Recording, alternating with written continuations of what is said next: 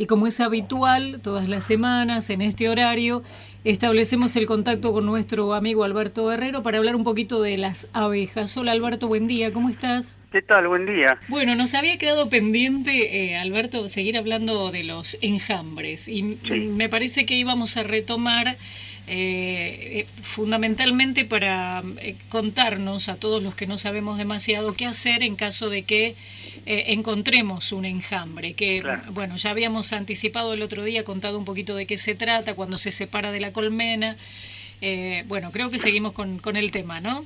Sí, sí, ya, Bien, ya le, bien. ya le puedo poner nota por esto, ¿eh? Bueno.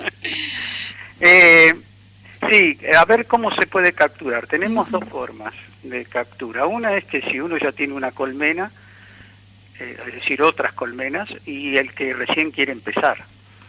El tener otra colmena facilita mucho para también capturar el enjambre a veces. Pero lo primero vamos a hablar de la protección. La persona que quiere capturar un enjambre, aunque los enjambres son no propensos a picar, porque las abejas se llenan bien de miel para poder aguantar algunos días, si es que tienen, hasta que no encuentran su definitiva casa, o provisoria según, no son propensos, son normalmente mansos, más en el tipo de abeja que usamos nosotros, no Ujú. las del norte. Pero igual yo recomiendo que si uno quiere agarrar un enjambre igual, por lo menos la parte de la cabeza, es decir, el cuello principalmente, usar algo, alguna protección, una careta o lo que uno tenga a mano.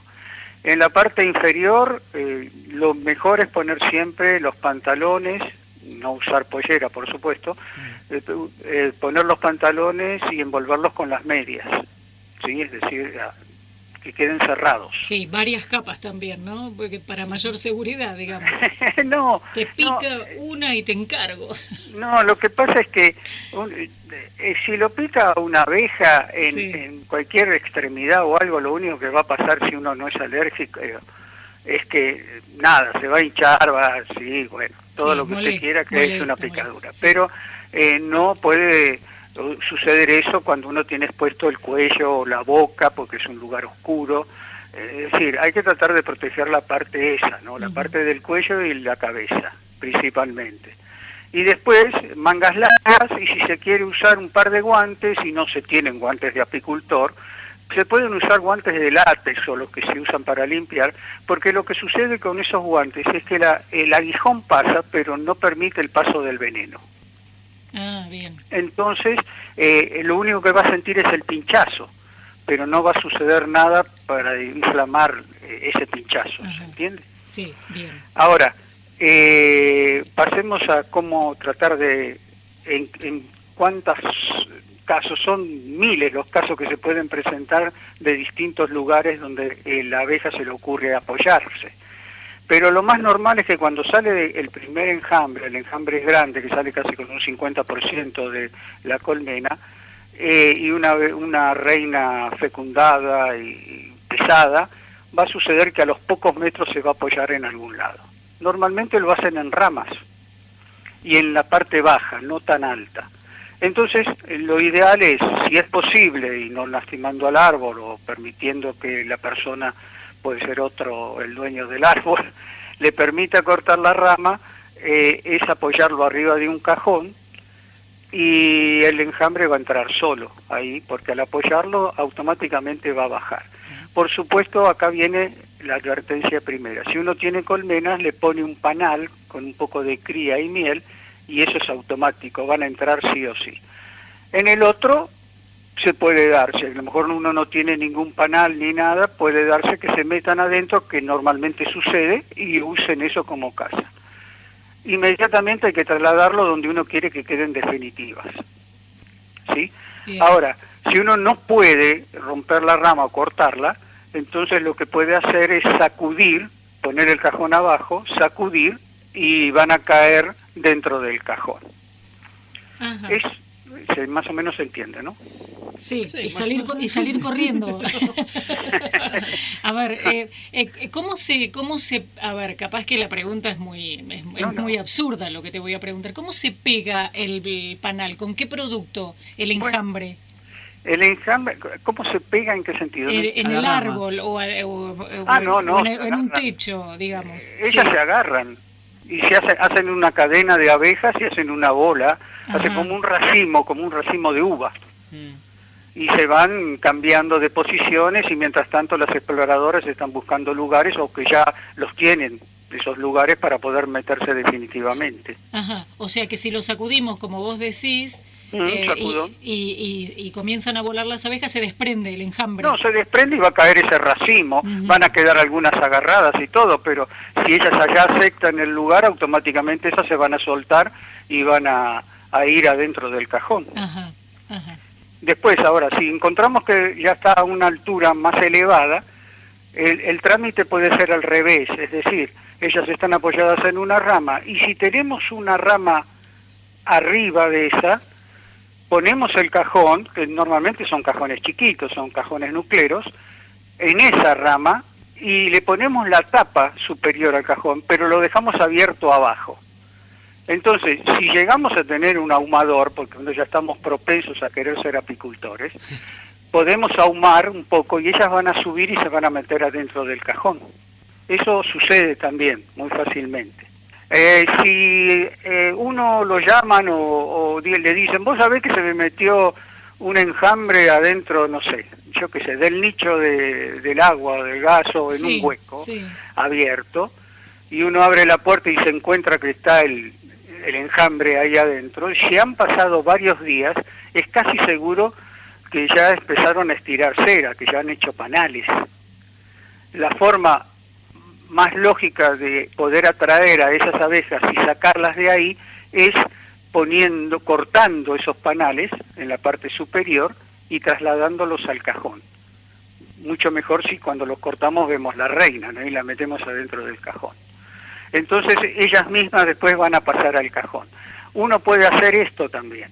Ese hueco que ellas ocuparon, taparlo de alguna forma, es decir, ocupándolo con papel o con cartón o con lo que uno tenga o una tela, y entonces no permitirle que vuelvan a ocupar ese hueco. Entonces van a ocupar el cajón. ¿Se va entendiendo? Perfecto, sí. Bueno, ellas siempre van a tratar de buscar habitáculos voluminosos cuando ya salen quieren tener algo definitivo. Los lugares que van a elegir siempre van a ser lugares elevados como definitivos también, porque no les gusta el suelo. Secos y ventilados, puede ser un árbol seco o un árbol que tenga un hueco adentro. Y lo más importante también es que tratan de buscar siempre lugares donde el hueco no sea muy grande, porque así pueden controlar la entrada de lo que va a ser su futuro hogar. Uno de los últimos métodos de que podemos hablar es que si nosotros encontramos un enjambre adentro de un hueco de árbol justamente y tienen un agujerito, hay un sistema que se llama de embudo. ¿Cómo se hace esto? Uno hace como un cono de mosquitero, de alambre mosquitero. Y la parte más grande de ese cono, pues imaginémonos un cucurucho de helado, esa parte grande de eso lo ponemos contra el hueco de la entrada, que va a ser un agujerito pequeño, capaz que es de, no sé, 3, 4, 5 centímetros de diámetro. Y lo clavamos al árbol, y si no es un árbol y es una parte metálica o una parte de cemento, lo podemos poner con cinta. Al clavarlo al árbol, vamos a suponer que sea un árbol, lo que va a llegar a suceder es que las abejas van a salir por el cono en la parte más fina, pero no van a poder volver a entrar. ¿Por qué? Porque ese cono más o menos va a tener unos 20 centímetros de largo, y entonces ellas siempre van a buscar apegarse al árbol, pero nunca van a buscar la punta del cono. Es como una trampa. Bien. ¿Sí? Bien. Ellas van a seguir saliendo y cada vez va a haber más abejas afuera que adentro de la colmena esa, que la podríamos llamar salvaje por de alguna forma. Sí, claro. Al lado de eso le ponemos un cajón, por supuesto que si tenemos un panal con cría o algo va a ser muchísimo más efectivo. Pero va a suceder sí o sí que van a ocupar el cajón y van a abandonar la colmena esa tipo salvaje. Y se van a ubicar en el cajón, definitivamente. Así es. Bien. Bueno, estos serían algunos de los Sí, procedimientos. Un concepto que me parece que es importante remarcar, Alberto, porque en alguna parte de mi historia de vida en las radios anunciábamos que se habían encontrado en determinados lugares un enjambre. Entonces solicitábamos a algún apicultor que estuviera cerca que fuera justamente a intervenir. Esto que vos decís, que generalmente los enjambres no se ubican muy lejos de la colmena original. No. Los enjambres primarios.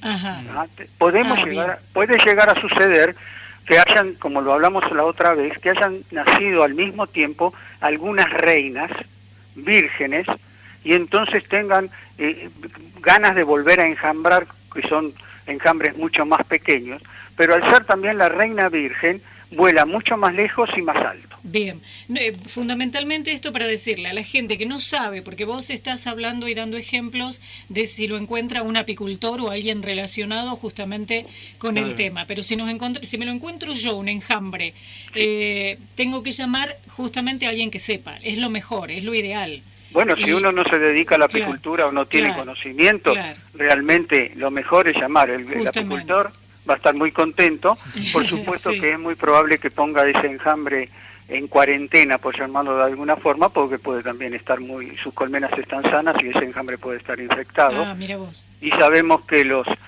zánganos transmiten las enfermedades de unas colmenas a las otras. Pero normalmente uno revisándolo o viéndolo a simple vista se da cuenta la calidad del enjambre, qué tipo de abeja es, porque bueno, también hay razas distintas, ¿no? Claro. Bueno, fíjate que ahí surge otro tema como para charlar la semana que viene, las enfermedades que justamente pueden acarrear este tipo de complicaciones, ¿no? Sí. Bueno. Sí, yo creo que tenemos bastantes temas y esto se prolonga, porque podemos empezar, si uno quiere empezar, como armar así una colmena. Bien. Y qué materiales necesita, dónde poner la colmena, dónde ubicarla, qué es bueno, qué es malo. Y después, retornando, y después podemos hablar de calidades de miel, cómo hacer para poder distinguir si la miel es adulterada o no es adulterada, porque es uno de los productos que creo que es el que más se adultera en el mundo, ¿no? Mira vos. Y por último, quería decir esto. Si uno tiene colmenas y quiere atraer un enjambre porque no pudo contenerlo, porque tuvo que viajar o algo, trata de poner algún cajón con algunos panales viejos cerca de esas colmenas, con la única precaución de ponerlo a la sombra, porque en esos tiempos hace calor y la búsqueda de la abeja va a ser en algún lugar fresco, que le ofrezca algo de fresco. Bueno, fíjate que a propósito de esto, nuestro compañero nos preguntaba, cuando se elige el lugar a donde va a quedar la colmena, ¿para qué zona tenemos que orientar la entrada? ¿Para la salida del sol, por donde corre menos el viento? No, yo siempre trato de ubicar mis colmenas para el norte. ¿Por qué? Porque si las ubicamos para el este, le va a dar muy rápidamente la luz del sol, y ellas al salir pueden llegar a sufrir un día frío, pueden llegar a sufrir mucho. En cambio uno le da el tiempo para que ellas elijan el momento de la salida. Nunca para el sur, jamás. Nunca para el sur. No, porque les da todo el frío. Perfecto. Si fuera que viviéramos en el norte del mundo, sería al revés, por supuesto. Claro. Sí. Pero siempre lo ideal es para el norte, noreste cuando mucho, pero no mucho más que eso. El norte es ideal para eso. Bueno, Florencio preguntaba, ¿quedó claro? Gracias, Alberto. Retomamos el contacto la semana que viene. Cómo no. Y bueno, elijo un tema y creo que vamos a hablar un poco de cómo empezar a ser apicultor, cómo preparar una colmena o el material para estar preparada para esta próxima temporada. Bárbaro. Bueno, buena semana, un abrazo. Igualmente para ustedes, muchas gracias. Bueno, ahí hablábamos con Alberto Herrero, perito apicultor, justamente para conocer un poquito más del mundo de las abejas.